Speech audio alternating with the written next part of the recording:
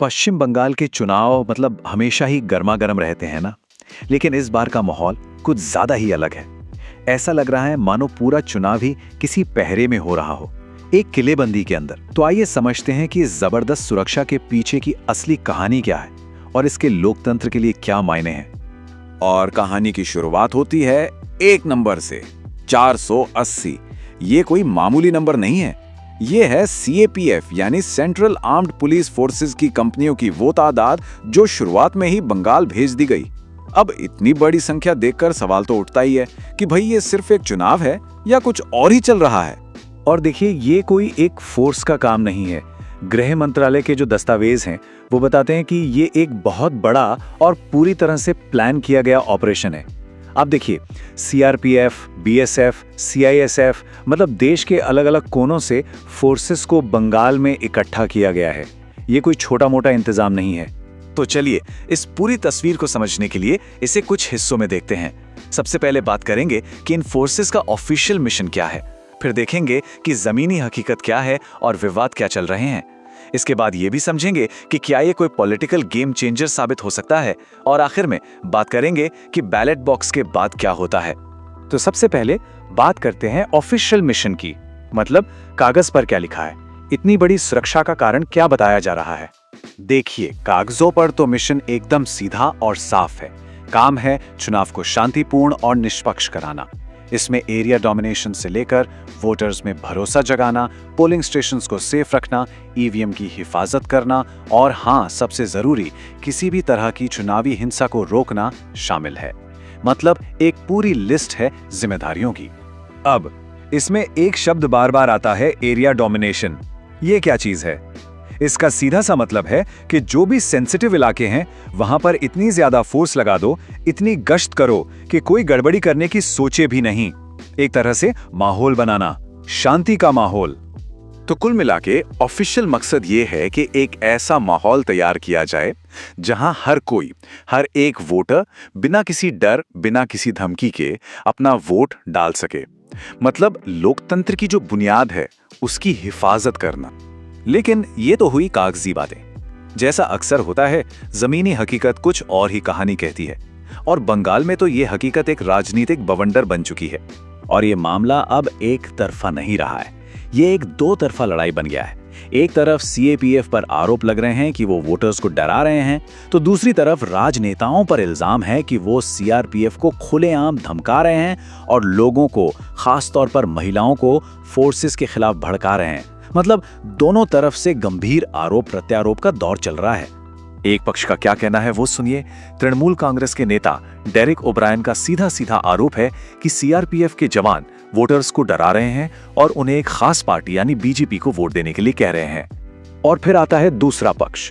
चुनाव आयोग ने खुद एक रिपोर्ट मांगी क्योंकि खबरें थी कि मुख्यमंत्री ममता बनर्जी ने कथित तौर पर महिलाओं से कहा कि वो जरूरत पड़ने पर सेंट्रल फोर्सेस से निपटने के लिए रसोई के बर्तनों का इस्तेमाल करें।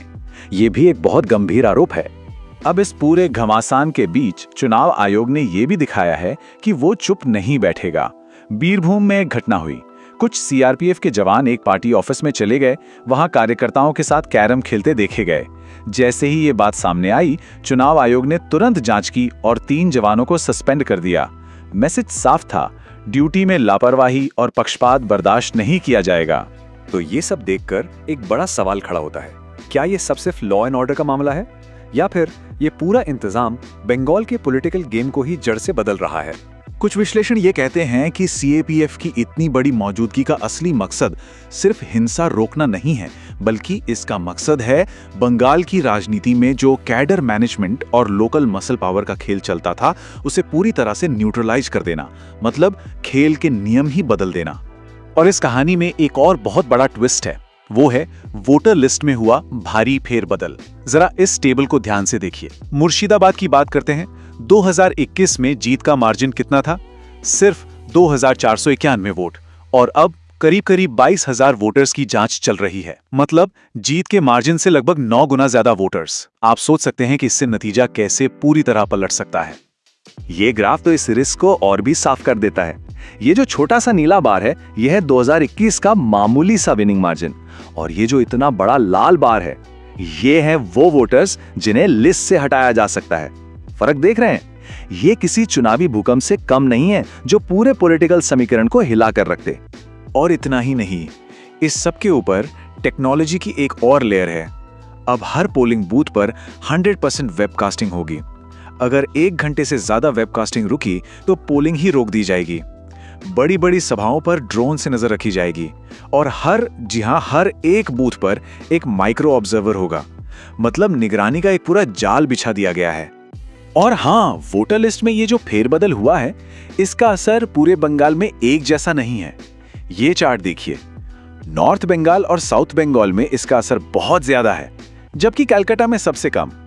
इसका मतलब साफ है, असली लड़ाई कुछ खास इलाकों में ही सिमट कर रह जाएगी, जहां मार्जिन बहुत कम है। तो चलिए अब आखिरी हिस्से पर आते हैं, क्योंकि ये कहानी वोटिंग के दिन खत्म नहीं होती।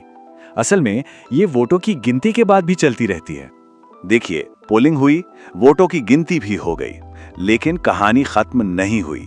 चुनाव आयोग ने एक ऐसा फैसला लिया है जो पहले कभी नहीं हुआ। उन्होंने तय किया है कि गिनती के बाद भी सेंट्रल फोर्सेस की 500 कंपनियां बंगाल में ही तैनात रहेंगी। और इस फैसले की वजह क्या है? वजह है 2021 का अनुभव। तब रिजल्ट आने के सिर्फ 24 घंटों के अंदर चुनाव के बाद हुई हिंसा में कम से कम 12 लोगों की जान चली गई थी। ये फैसला उसी कड़वी याद की सीधी प्रतिक्रिया है। तो जो सबसे जरूरी बात है वो ये है कि ये चुनाव सिर्फ चुनाव नहीं है, ये एक तरह का स्ट्रेस टेस्ट है। बंगाल की उस पूरी पॉलिटिकल मशीनरी का स्ट्रेस टेस्ट, जिसके हाथ से उसके पुराने सारे एडवांटेज, उसके सारे मजबूत पिलर एक एक करके हटा दिए गए हैं। अब देखना यह है कि ये मशीनरी इस नए माहौल में कैसे काम करती है। और ये सब हमें एक आखिरी और शायद सबसे बड़े सवाल पर लाकर छोड़ देता है। सवाल लोकतंत्र की अपनी सेहत का है कि जब एक आजाद और निष्पक्ष चुनाव कराने के लिए इतनी जबरदस्त फोर्स एक जरूरी शर्त बन जाए, तो ये हमारे लोकतंत्र की हालत के बारे में क्या बताता है।